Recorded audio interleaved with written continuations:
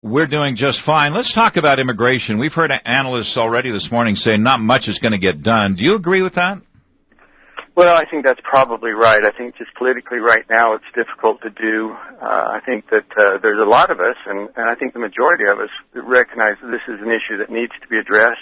I think that probably just before the election, though, it's kind of hurdle to overcome. But I think many of us are hopeful that right after the election we could move some meaningful legislation. But we see those buses, Congressman, showing up at cities like Marietta, California, and isn't there a feeling like something needs to be done now? Well, yeah, there absolutely is, and I mean, it's heartbreaking to see that, especially that many of these are children. But I think that actually is an indication of the seriousness of the problem and the breakdown in the trust between the Republicans in the House and the President, and that is we've got legislation that we sent over last year that would have enforced or really strengthened border enforcement. It would have, I think, precluded the situation we're seeing right now. But unfortunately, like a lot of legislation, that's just sitting in the Senate waiting for them to move and for Harry Reid to move some of that good stuff. There's a feeling, Congressman, that not much is going to get done at all until the elections, that people are just kind of sitting on the sidelines using these as, political talking points. What would you say to that? Well, there's a lot of things that will get done before the election. When we get back, we'll be working hard on the appropriations, and that's actually meaningful legislation. I mean, we're moving the things that need to be put in place to fund the government for next year.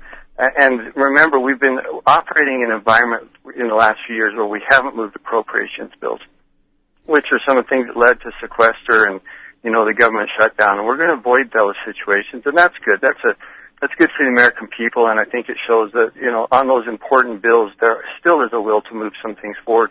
But there's no question that just before the election, some of the more controversial things will be a little harder to move. What about the highway funding bill?